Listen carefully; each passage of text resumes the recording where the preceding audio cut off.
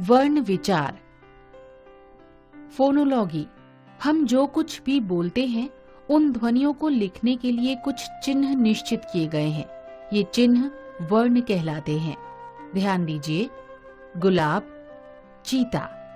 जैसे ही हम गुलाब के फूल को देखते हैं वैसे ही हम उसे गुलाब कह उठते हैं, और जैसे ही हमने चीता को देखा तो उसे उसके नाम चीता से पुकार उठते हैं। क्या हम गुलाब को कमल या चीता को हाथी कह सकते हैं?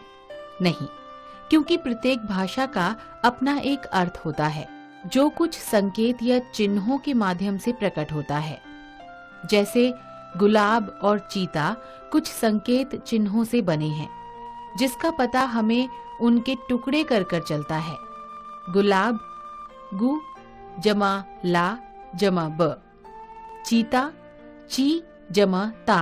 यदि हम इनके और टुकड़े करें, गुलाब ग जमा उ जमा ल जमा आ जमा ब जमा अ, चीता च जमा ई जमा त जमा आ। अब इनसे अधिक इनके टुकड़े नहीं किए जा सकते। इन्हीं को वर्ण कहते हैं। अतः हम कह सकते हैं कि भाषा की सबसे छोटी इकाई जिसके टुकड़े नहीं किए जा सकते वर्ण कहलाती है। हिंदी की वर्णमाला। स्वर अ आ इ ई उ ऊ, ऋषि ए ए ओ औ। व्यंजन क वर्ग क ख ग घ ड़, च वर्ग च छ ज झ ञ, ट वर्ग ट ठ ड ढ ण, त वर्ग त थ द ध न, प वर्ग प फ ब भ म। अंतस्थ य र ल व, ऊष्म श श स ह। वर्णों के समूह को वर्णमाला कहते हैं। वर्णमाला को अंग्रेजी में अल्फाबेट कहते हैं। अंग्रेजी की अल्फाबेट में ए से जेड तक 26 वर्ण होते हैं। हिंदी की वर्णमाला में अ से ह तक 44 वर्ण होते हैं। अन्य वर्ण अंग और अह, ये न तो स्वर हैं और न व्यंजन। इन्हें अयोगवाह यानी आफ्टर साउंड कहते हैं। औ, ज, फ आगत ध्वनियां हैं। विशेष ड़ और ढ को भी व्यंजन के रूप में अपनाया गया है। इनसे किसी शब्द की शुरुआत नहीं होती है, जैसे सड़क, पढ़ाई आदि। वर्ण के भेद। वर्ण के दो भेद होते हैं, स्वर, व्यंजन। स्वर, स्वरों का उच्चारण बिना किसी सहायता से किया जाता है। स्वरों को बोलते समय हवा बिना किसी रुकावट के मुंह से बाहर निकलती है। स्वरों की संख्या 11 होती है। अ आ इ ई उ ऊ, ऋषि ए ए ओ औ। स्वर के 3 भेद होते हैं। स्वर के भेद: ह्रस्व स्वर, दीर्घ स्वर, क्लुप्त स्वर। ह्रस्व स्वर: जिन स्वरों के उच्चारण में सबसे कम समय लगता है वे ह्रस्व स्वर कहलाते हैं। ह्रस्व स्वर 4 होते हैं: अ, इ, उ, ऋषि। दीर्घ स्वर: जिन स्वरों के उच्चारण में ह्रस्व स्वर से 2 गुना समय लगता है वे दीर्घ स्वर कहलाते हैं। दीर्घ स्वर 7 होते हैं: आ, ई, उ, ए, ओ, औ। क्लुप्त स्वर: जिन स्वरों के उच्चारण में ह्रस्व स्वर से तिगुना समय लगता है वे क्लुप्त स्वर कहलाते हैं। जैसे ओम में ओ, यह केवल एक होता है। स्वरों की मात्राएं। अ के अलावा सभी स्वरों की मात्राएं होती हैं। व्यंजनों के साथ लगने पर स्वर मात्रा का रूप ले लेते हैं। हम कह सकते हैं कि स्वरों के लिए निर्धारित चिन्ह मात्राएं कहलाती हैं। स्वर अ मात्रा, व्यंजन के साथ मात्रा क जमा अ बराबर क, मात्रा का प्रयोग कमल, मूल रूप अनार। स्वर आ, मात्रा आ का डंडा, व्यंजन के साथ मात्रा क जमा आ बराबर का, मात्रा का प्रयोग कागज, मूल रूप आराम। स्वर ई, मात्रा छोटी की मात्रा, व्यंजन के साथ मात्रा क जमा ई बराबर की, मात्रा का प्रयोग किला, मूल रूप इमली। स्वर ई, मात्रा बड़ी ई की मात्रा, व्यंजन के साथ मात्रा क जमा ई बराबर की, मात्रा का प्रयोग कील, मूल रूप ईख। स्वर उ, मात्रा छोटे ऊ की मात्रा, व्यंजन के साथ मात्रा क जमा उ बराबर कु, मात्रा का प्रयोग कुसुम, मूल रूप उल्लू। स्वर उ, मात्रा बड़े ऊ की मात्रा, व्यंजन के साथ मात्रा क जमा उ बराबर कु, मात्रा का प्रयोग कूल, मूल रूप ऊन।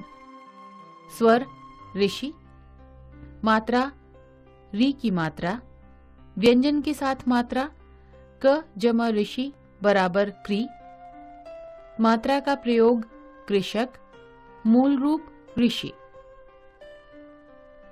स्वर ए, मात्रा छोटी ए की मात्रा, व्यंजन के साथ मात्रा क जमा ए बराबर के, मात्रा का प्रयोग केला, मूल रूप एड़ी।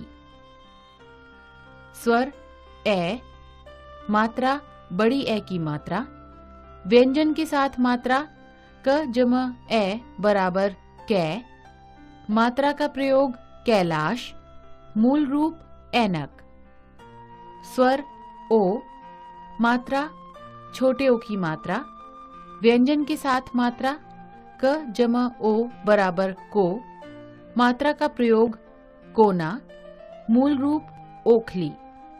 स्वर औ, मात्रा बड़े औ की मात्रा, व्यंजन के साथ मात्रा क जमा औ बराबर कौ, मात्रा का प्रयोग कौआ, मूल रूप औरत। अन्य चिन्ह अनुस्वार, इसका उच्चारण नाक से होता है। इसका प्रयोग पंचम वर्ण ड़, न्य, ड़, न, म की जगह पर किया जाता है, जैसे शंकर, चंचल, ठंडा, बंदर, संबंध आदि। अनुनासिक या चंद्रबिंदु, इसका उच्चारण नाक और गले दोनों से होता है, जैसे आंख, चांद आदि। विसर्ग, इसका उच्चारण ह की तरह होता है, जैसे पुनः, अतः, प्रायः आदि। आगत, इसका उच्चारण आ तथा ओ के मध्य की ध्वनि औ के रूप में होता है। इसका प्रयोग अंग्रेजी से हिंदी में आए अनेक शब्दों में होता है, जैसे कॉलेज, डॉक्टर आदि। व्यंजन, व्यंजन का उच्चारण करते समय स्वर की सहायता लेनी पड़ती है। व्यंजन 33 होते हैं। क, ख, ग, घ, ड़, च, छ, ज, झ, ञ, ट, ठ, ड, ढ, ण, त, थ, द, ध, न, प, फ, ब, भ, म, य, र, ल, व, श, श, स, ह। संयुक्त व्यंजन, एक से अधिक व्यंजनों के मेल से बने व्यंजन को संयुक्त व्यंजन कहते हैं, जैसे क जमा श बराबर क्ष, कक्षा, क्षमा। त जमा र बराबर त्र, त्रिकोण, त्रिशूल। ज जमा न्य बराबर ज्ञ, ज्ञानी, विज्ञान। श जमा र बराबर श्र, श्रम, श्रमिक। क्ष, त्र, ज्ञ, श्र। ये 4 संयुक्त व्यंजन होते हैं। द्वित्व व्यंजन। एक जैसे व्यंजनों से मिलकर बने व्यंजनों को द्वित्व व्यंजन कहते हैं। जैसे क जम क बराबर क, पक्का। च जम च बराबर च, कच्चा। ट जम ट बराबर ट, छुट्टी। संयुक्ताक्षर। जब स्वर रहित व्यंजन का अपने से अलग स्वर सहित व्यंजन से मेल होता है तब वह संयुक्ताक्षर कहलाता है। जैसे द जम य बराबर द्य, विद्या। स जम त बराबर स्त, अस्त।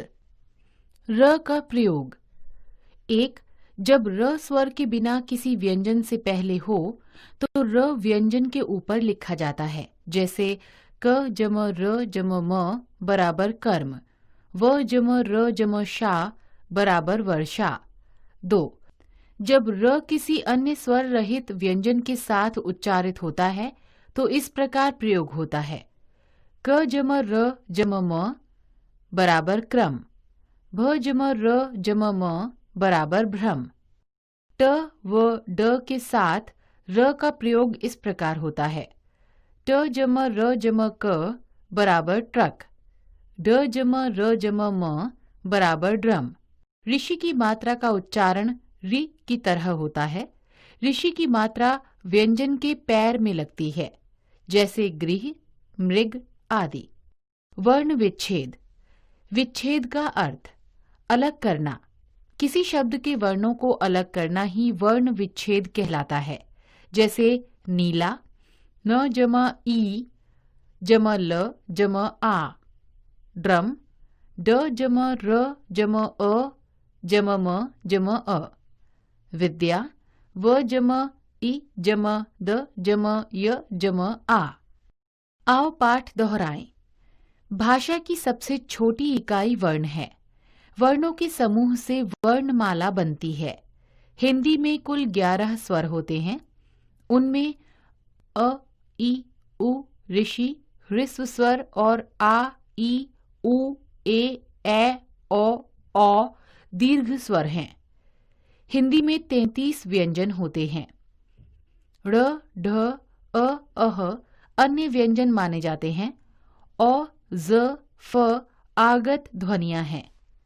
2 अलग अलग व्यंजनों के मेल से संयुक्त व्यंजन बनते हैं। हिंदी में र के विभिन्न रूप प्रचलित हैं। वर्णों को अलग अलग करना वर्ण विच्छेद कहलाता है।